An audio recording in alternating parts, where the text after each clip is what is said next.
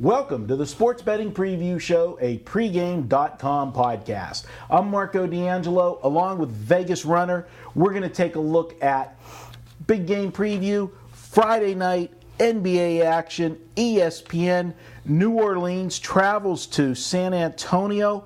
Now, we're taping on Thursday. This game's being played on Friday, so obviously we don't have a line yet on the game. But as we always do, Vegas Runner will give you his number, and I'll give you my number. And then we're going to break the game down accordingly, tell you what we're looking at based on those numbers.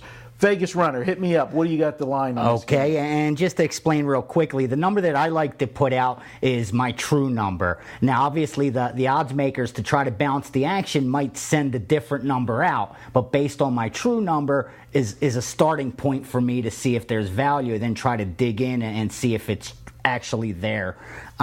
Where Marco more or less is then going to give you his version of a fair number, which will try to tell you what he thinks is going to get that balanced action. So we might differ on occasion, but a lot of times we're pretty accurate and pretty close.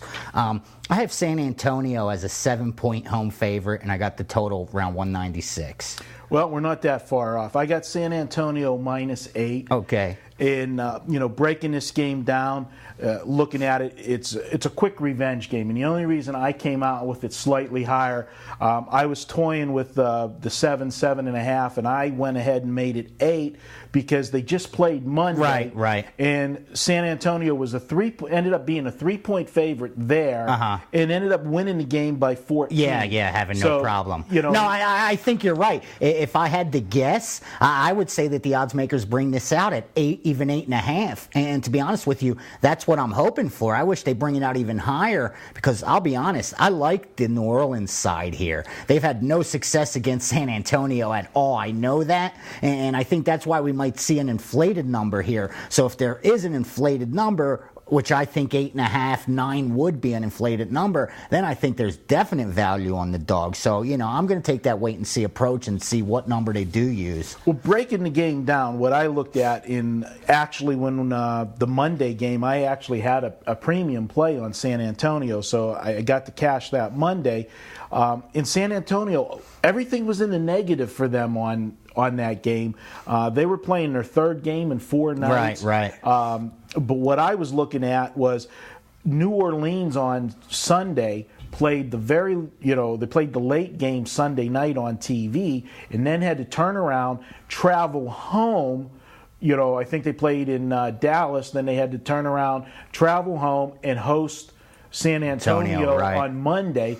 And the Spurs, played the night before also, but they played in the daytime. It was Sunday. They played in the afternoon, so they had a little more rest, made the short trip from San Antonio to New Orleans. I felt they, even though playing 3 or 4 nights, they were the more rested team. Now they're coming home. The Spurs are going to be really rested. They haven't played since Monday. Right. Where New Orleans played another game last night. Against Memphis. Against Memphis. And this will be come Friday night. New Orleans will be playing their 4th game in 6 days. Yeah, so we should come out with an inflated number here, I think. And now, does New Orleans get that revenge? I mean, the negative, they're now the team with all of the negatives. The Spurs are the rested team. So I got to agree with you that if the number comes, overinflated due to public perception, you could have value with New Orleans the way they're playing. And I think another reason that you might start to get the Spurs with some inflated numbers, and this happens every year, the Spurs seem like they play good ball, but they're not that dominating ball. Right. And then, because the veteran team that they are and the leadership, spring is in the air, they could smell the playoffs. They make that run. And I think if you go back and look, and because it happens every year, and they actually call it the rodeo road trip. Right. When they have that just an enormous road trip where they're gone forever. Right. Because, the Alamo Dome is being used for other engagements.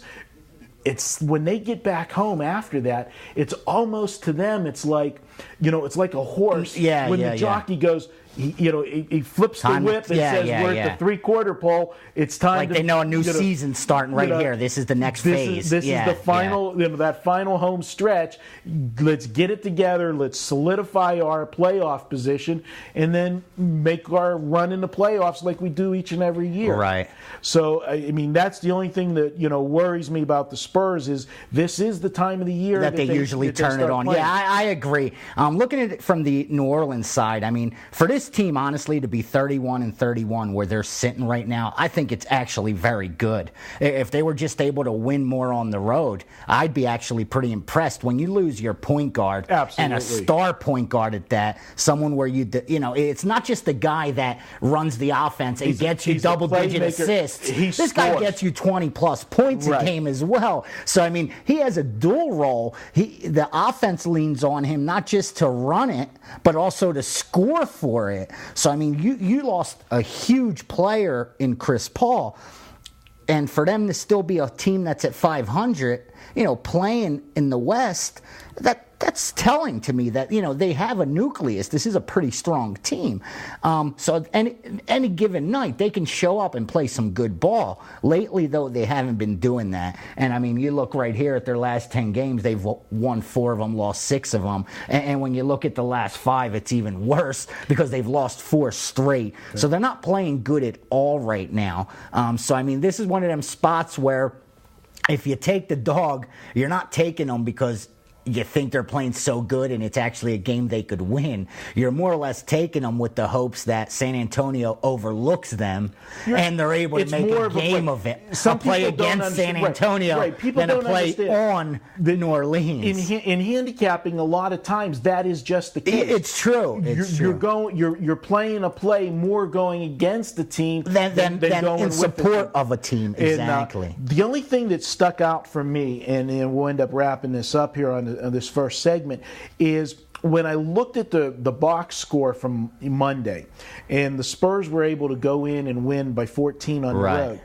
They only shot 45%. Yeah, they didn't do anything spectacular to get it done like that. New Orleans outshot them. They shot 50, almost 51% from the floor, and yet New Orleans still lost by 14. Yeah. So New Orleans got to do a major turnaround to turn the tables. Got to play some defense. Revenge is a factor. To do.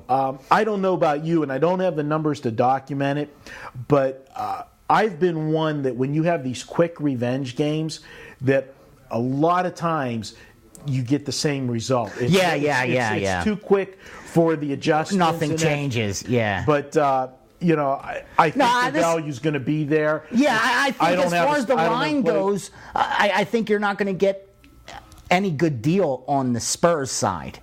And I think the value is going to be on the New Orleans side. But at the same time, am I willing to take a position on it tomorrow? I'm not sure. Yeah. But if I was forced to bet the game, I couldn't lay the points with the Spurs right now. I'd be more inclined to grab them and hope for the best. I think what might, and this will be something that I'll look hard at when the line comes out tomorrow, is what the total is, because the Spurs, I mean, let's face it, the Spurs don't like to go up and down the court. No. They like to play defense.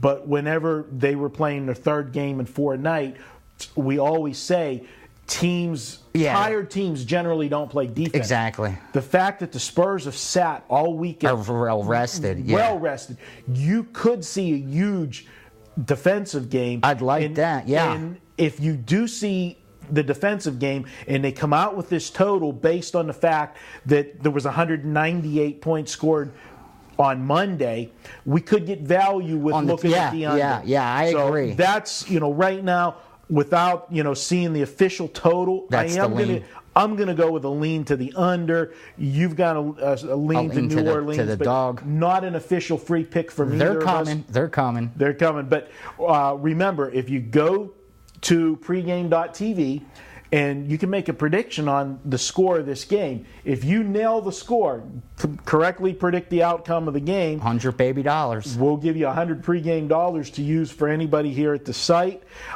So check that out at pregame.tv. We will be back. We'll have 4 more segments. We're going to look at 2 games on Saturday, 2 games on Sunday. And don't forget, you can always download and listen. Just go to iTunes, search for pregame.com. You'll be able to find our podcast and download and listen whenever you want. He's Vegas Runner. I'm Marco D'Angelo. We'll be back with another.